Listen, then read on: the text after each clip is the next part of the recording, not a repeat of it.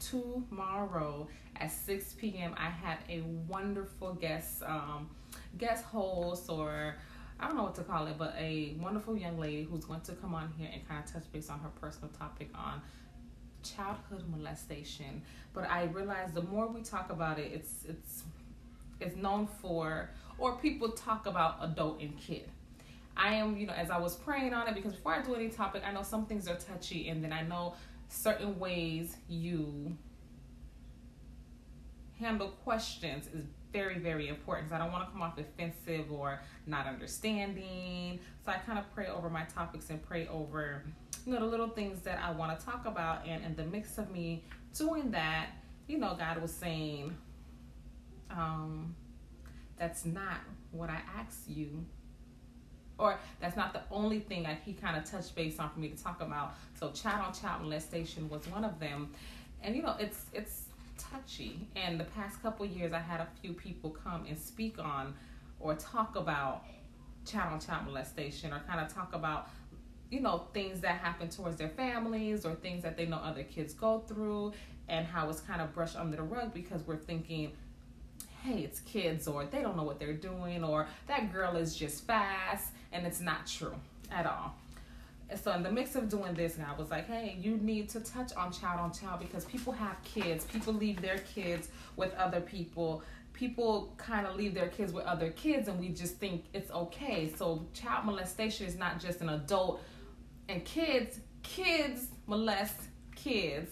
Kids rape kids. So before I kind of went on here, I wanted to, of course, do my research and not just go about certain things, because it's a touchy topic. But before I did this, I was like, well, God, what are you doing? What do you say about this on your word? How does this kind of touch everybody else? And he gave me a couple little scriptures, and one of them that I got was Matthew 18:6. If anyone causes one of these little ones, those who believe in me, to stumble, it will be better for them to have a large milestone hung around their neck and to be drowned in the depth of a sea. Harsh. Basically, he's saying they better off kill themselves, because by the time they get to me, it's going to be horrible. So molestation is not just brushed under the rug, shouldn't just be brushed under a rug, shouldn't just be left off on their own. But when most likely people ask, what is kids molestation or kids abuse? And according to a research commissioned by the Justice Department from the Crimes Against Children Research Center of the university, the 1 out of 3 of all sex crimes against juveniles are by another juvenile. Juvenile offenders make 36% of the sex offenders, which victimize minors. 7 out of 8 of the offenders are at least 12 years under.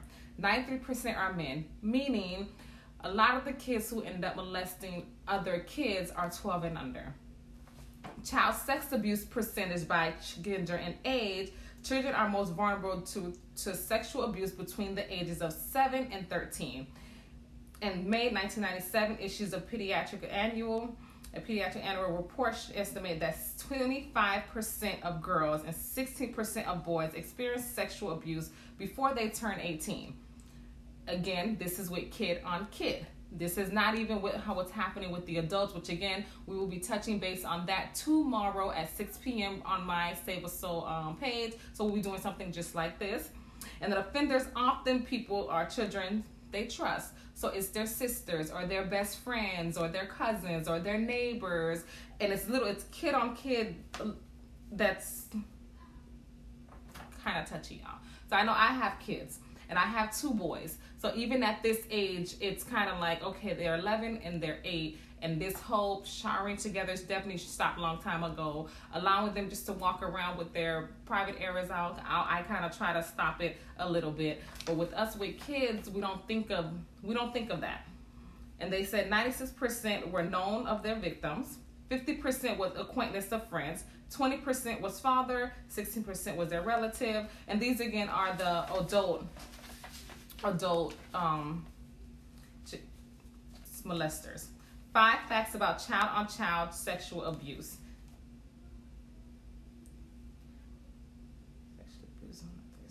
So I guess a lot of the questions they ask are, do children sexually abuse others, and does it really happen? Yes, it does. It does really happen. 1/3 of all victimized occur between people who are both under the age of 18, which means the child-on-child sexual abuse is difficult, related that most be addressed in. What is a child-on-child sexual abuse, which I touched basically about it in the beginning, which is kid on kid. Someone 18 and under, 12 and under are fondling with each other. And then it says the term child-on-child sexual abuse is defined as sexual activities between children that occurs without consent, without equality mentally, physically, or in age, or as a result of physical or emotional. What this means is that a power difference exists between the two children, whether that it is age or ability. A lot of times some of the times I notice when talking to the kids, it's either someone older or someone a little bit more exposed. So it's either that they've seen something on TV or they are raised a little differently, so they kind of try to tell the other kid or the other party something that they're doing, which is really, really trauma, and it's difficult. And then when it becomes brother sister or brother or sister sister, that's one of the most unreported abuse, and which is not fair to either parties, either to the kid who's molesting the other kid or the kid who is getting molested, because both kid needs help. And then when it becomes something that's happening at home, it's a difficult situation. I can imagine as a parent that you're hearing my brother or my niece or my nephew or something is molesting their sister or their brother or their cousin, and we try to kind of brush it under the rug or we try to ignore them. But the child who has engaged in the harmful sexual behavior needs help as well. If they are able to see a licensed therapist or talk to them, don't just whoop them or scream at them, because there's something happening there. So to just fuss at a kid or to, let them know it's wrong is not the only route to take. You must kind of talk to the kid or kind of get them the help that they need, because no one just do things, and a lot of times don't just happen once. So if they are at the age under 12, or if the other kid who actually became the abuser, you have to get them help, because what you don't want them to be is adult molester or walking around to other kids around, or you got to try to figure out what's happening with them. So some of the 5 facts that I kind of researched and I found out was ages 12 to 14 are the peak ages for an adolescent to engage in harmful sexual behavior. This age range experiences a lot of changes as puberty begins, and if they have a skewed view of sex or towards them, they may target someone younger, smaller, or with the same physical limitations. 70% of all adults predators have between 1 to 9 victims. This means that if a child or a teen victimizes another child or teen, they need help. Like I was just explaining, don't brush it under the rug, don't just yell at them, don't just whoop them, because if they did it once, most likely they're going to do it again. So we don't want them to be, little rapists out here because they kind of like the feeling or they became prone to it, or as the spiritual folks say, we got a spirit that attached them and we're not helping them get the help that they need. And as many as 40% of the children who are sexually abused or victimized by older or more powerful children, it is important to look for ways to not only protect your children from sexual abuse, but also find ways to protect them from predators' abuse against others. Sex offenses are the crimes least likely to involve strangers. This can make it difficult to know what to do in this situation, but please know that reporting it is the best thing that we can do.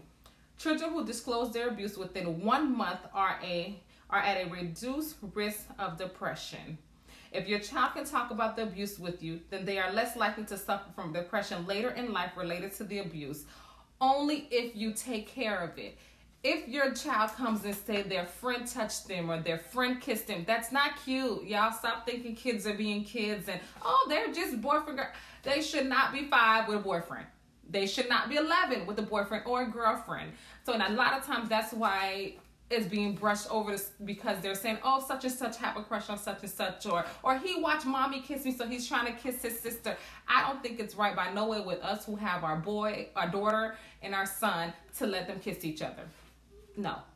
I already be on y'all kissing y'all kids on the mouth, but that's that's on y'all. But to let your kids do it to each other, that's a no-no, because when they start watching TV or seeing other different things, they think it's okay, and it's not. And that's why a conversation is needed. That's why as parents we have to guide our kids and not allow them around every kid.